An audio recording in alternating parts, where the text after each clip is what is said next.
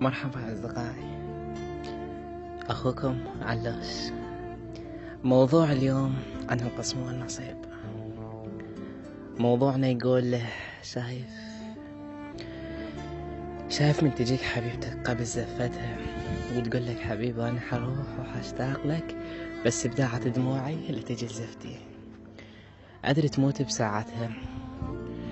شايف من تنام وتتذكرها وتتذكر شلون ودعتها. شايف من تخلي راسك على مخدة وتبدي دموعك تنزل. صعبة من تحاول تنسى وتروح لغيرها، ومن تقول لها يا فلانة تخطأ بالاسم وتتذكر اسم راحت قسمتها ونصيبها، وبوقتها تكره شيء اسمه حب.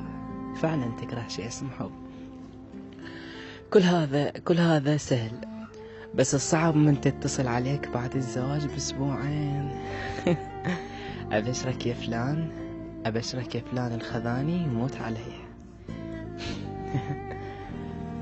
مضحك هذا الشيء. أبشرك يا فلان حتى يضربني.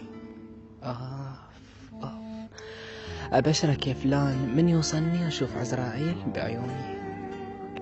أبشرك يا فلان مد ايده على خدي وضربني. أبشرك يا فلان انسطر خدي لتمنيت عمرك تبوسه. بس نصيحة قبل لا أروح، إذا تحب بنية وما تقدر بدونها روحها واخطبها. إذا تحب بنية بصدق لا تجيبها وتأذيها، ترى تتندم بعدين. إذا تحب بنية لا تتركها لحظات وتهملها. وإذا تخطب اسألها ما عندك حبيب. إذا تخطبها اسأل هذا السؤال، هل عندك حبيب؟ ترى وربك 1000 بنية موجودة، حرام تأذي كل بنية، ومو كل بنية قلبها لك. موضوع بالأخص يتحدث عن كل شخص يحب بنية، أنه يتقدم لها، ما يخلي علاقته تستمر أكثر وأكثر، بدل ما تغيب عنه وتروح بعدين يعتب عن القسم والنصيب. مهما كانت ظروفك على الأقل اخطبها.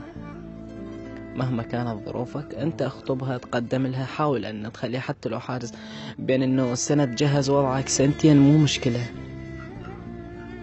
ويا سابع جار سد ابنك نويت تبجي.